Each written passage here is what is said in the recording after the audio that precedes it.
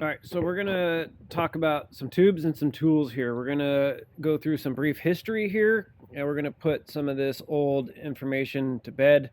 And we're also gonna talk about why some of these things are the way they are. So everybody's familiar with New England tubes. Now, New England paper tubes has been around since the 80s. They went bankrupt in the 90s.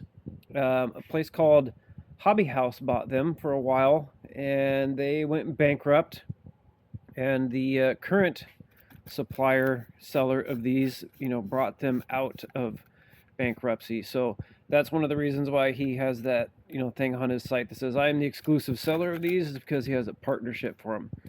Now, back in the day, say back in the day, but previously there was two suppliers of tools.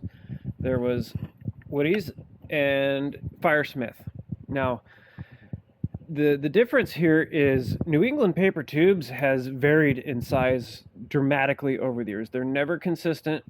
Even in some of his old videos, he talks about wrapping craft paper around them to shim them because they don't fit. Even his own stuff. So New England tubes have varied wildly in size over the years, and Ben's Firesmith tools were designed for this diameter. Now this is the diameter. This is the tube that the Tubos Dragon, the ones that Mark sells. Now these tubes were designed around the original standard NEPT tube size, so they are a little bit bigger than the New England tubes as they are right now. And the reason for that is because this, like I said, was the old standard, and since New England tubes have varied so wildly over the years, these tools were fit to mate to these tubes.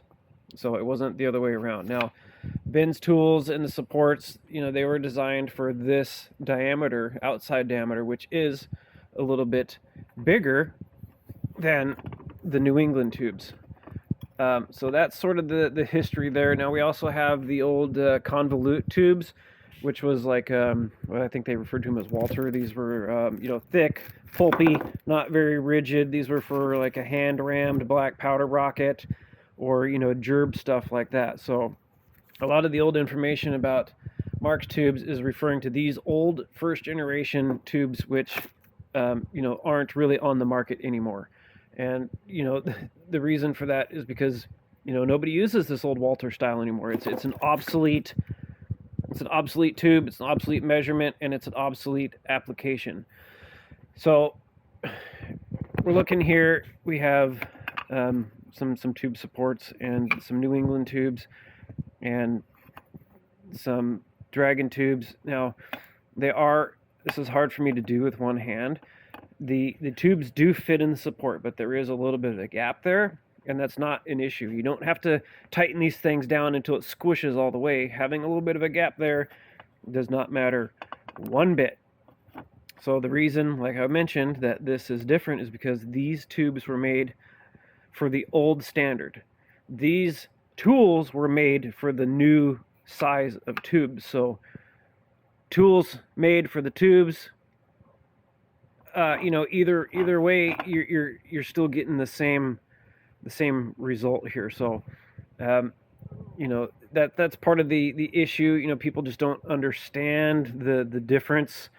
Like I said, these tubes were the old standard. These tubes are not the old standard. They're smaller, and he made these tools to fit these tubes, not the tools or the tubes to fit the tool. You know what I'm saying. So the other issue that people are running into and complaining about is they're saying the tubes are fracturing or blowing out.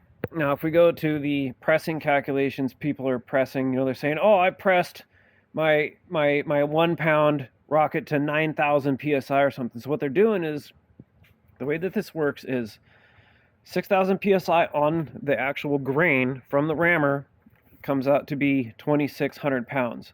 Now, I can do this if I come over here to my press, my little arbor press. And pretty much the biggest ones I make are 1 pounds.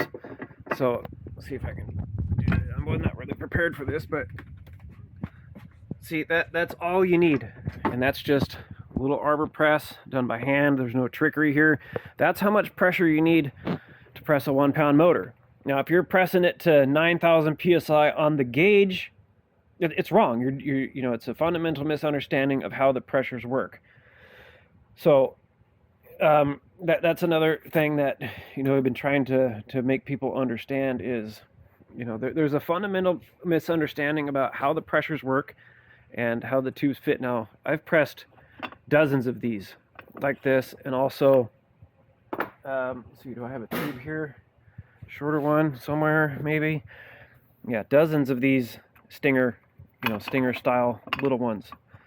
See, it doesn't matter. You don't have to crank the thing down until they, both sides meet. It just needs to be, snug. So when you press your rammer in there, it doesn't get stuck. So that's sort of the history, a little bit of it, a little bit of misconceptions and understanding to kind of weed out.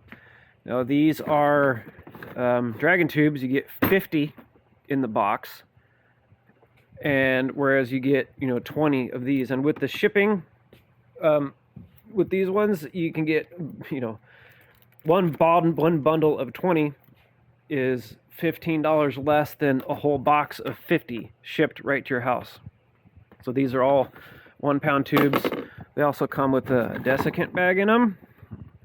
These ones here are a 8-ounce cohat, and they come with a payload package. So this is really cool because you don't have to plug and glue in multiple steps. You can press your motor, fill your payload, and just glue it on there. So the other thing to talk about here is some of these tools are getting really expensive. I know there's a lot of research and development that goes into it, history using it, adjustments over time. But Blaze, Josh, he's making some newer newer stuff to kind of compete in the market. Now, this is a improved thrust 8-ounce, and yes, it is rusty because it is steel. It's a prototype. These things have been in the makes for a while. So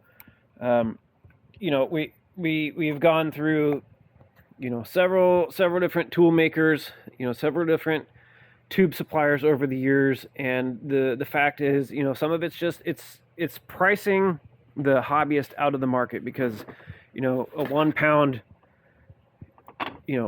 support and the tooling is going to cost you over $400 from this guy, whereas Josh is making them significantly cheaper. So I got a box here just to show, and there's no trickery here or anything. I already cut the sides because I can't do this with one hand. But here's our box. It comes just like this. Oh man, okay.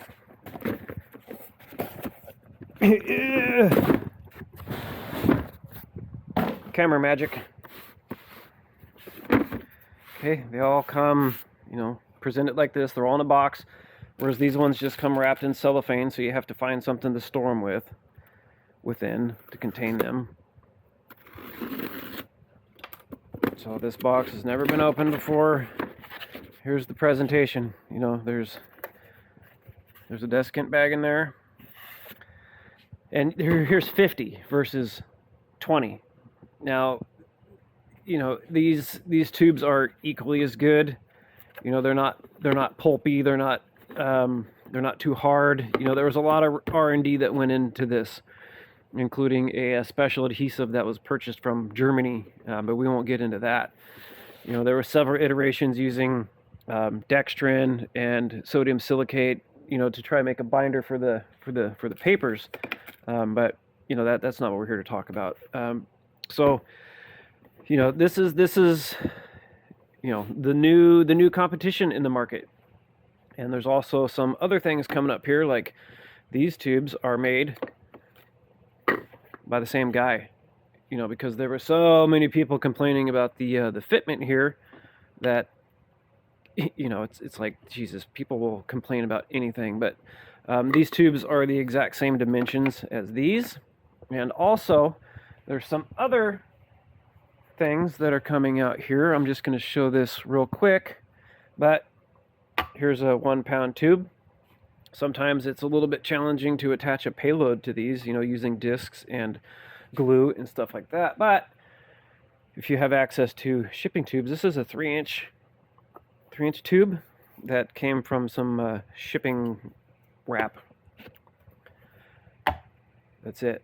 A little bit of glue. Now I don't have the right size cap here for this to show, but I have a 4-inch. So these will come with a cap that you can glue and press in. There you go. Everything comes, you know, the caps and the base plate will come in the package. You're gonna have to find your own tubes.